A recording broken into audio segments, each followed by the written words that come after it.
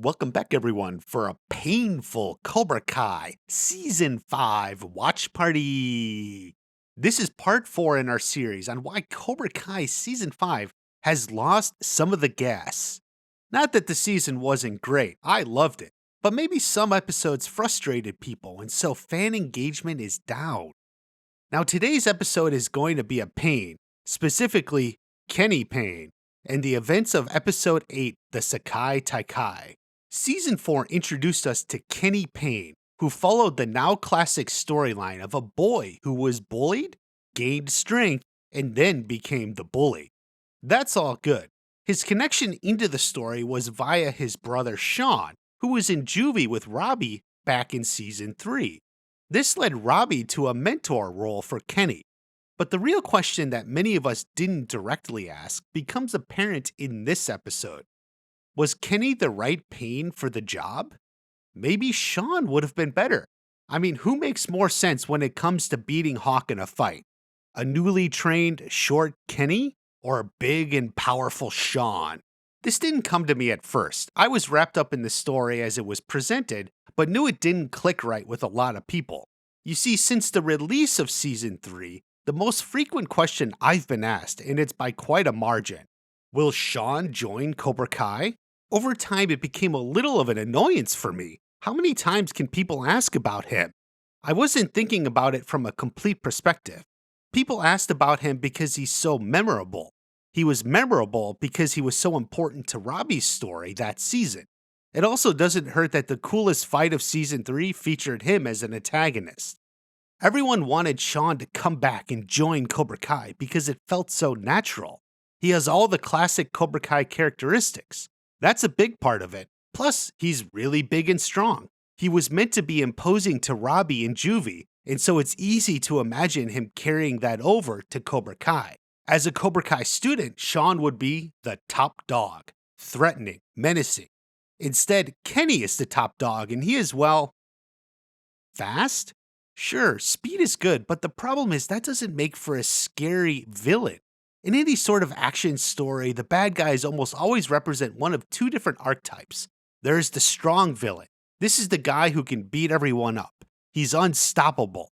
His threat is from force. He's so imposing you can't imagine how you could ever defeat him. Classic examples are the Terminator or Bane. Then there's the smart villain. He brings chaos not with his fists, but with his brain. Often he has henchmen who do the actual fighting, but not always. Sometimes the challenge to the hero is intellectual in nature. These sort of bad guys are Lex Luthor and the Joker. It's very easy to see how Sean could fill the first role. That is exactly what he was in Season 3. Big and imposing, unstoppable. But we didn't get him. Instead, we got Kenny. Except Kenny is neither big nor threatening. He's small in stature, not imposing. The show makes a point of all that. He's fast, okay, but speed doesn't create a visual and certainly emotional impression on the audience.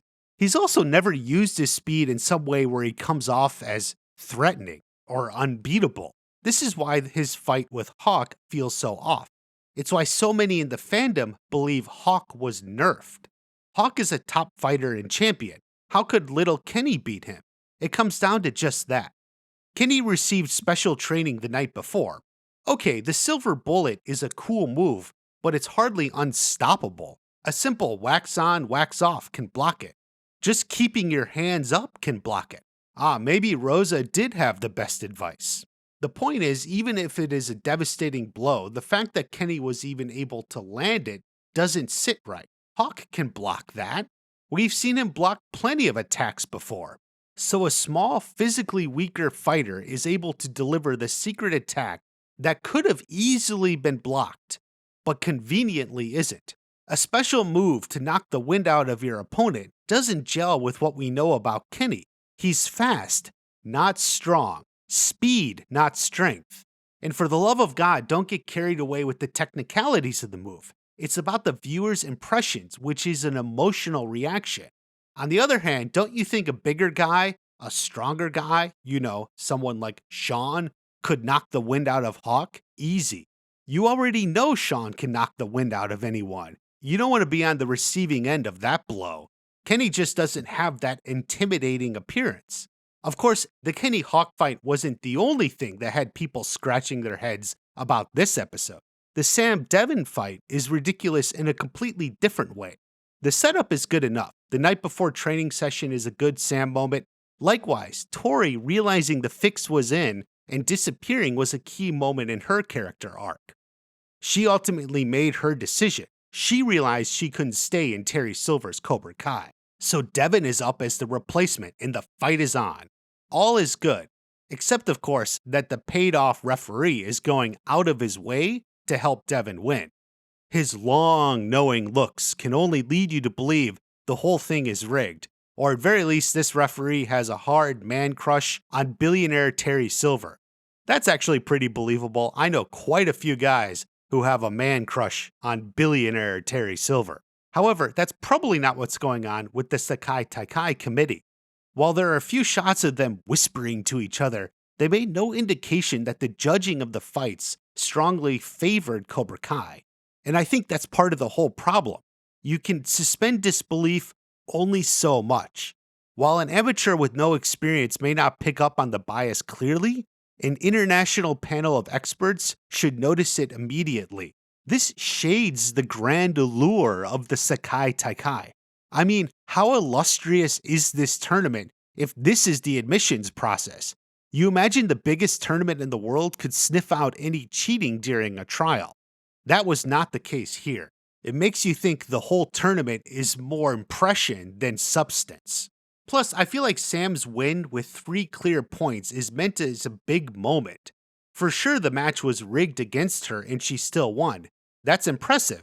Except we just spent the past few episodes getting to know Devon better and liking her.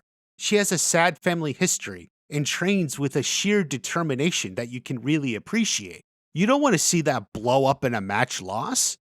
It doesn't help that Sam and Devon have no connection with each other. The lack of personal rivalry lowers the emotional stakes in their match.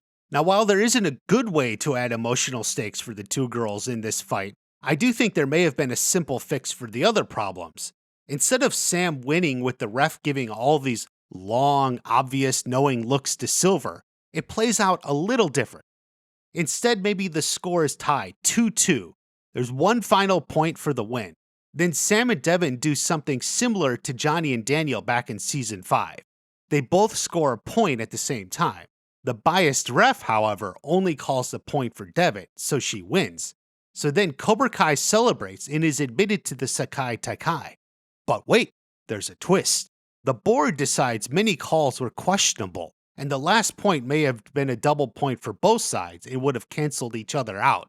So they invite Miyagi Fang as well. The big lesson here is Terry's cheating doesn't always work. The Sekai Taikai is incorruptible. Now that would take away from Sam's victory as it happened. However, Sam beating Devon with a lot less training and no personal history with her was never very emotionally impactful to begin with. This way you get a good fight and then also the emotional swings as you think Silver and Cobra Kai won, only for the twist that Miyagi Fang qualifies as well. It also eliminates the constant questions about the obvious bias. So that was the 4 episodes that I think dulled fan reactions a little bit. There are countless other things to consider, like that the season didn't really end on a strong cliffhanger the way seasons 2 and 4 did, or by the time you run 5 seasons, maybe interest wanes a little bit. It's all possible, I suppose. I can't say for sure. I do love Season 5 and think it has some outstanding episodes, and the last episode is the best finale of all of them. I am content. How about we move back to Season 6 theories next? Have a great day. I'll see you at the next watch party.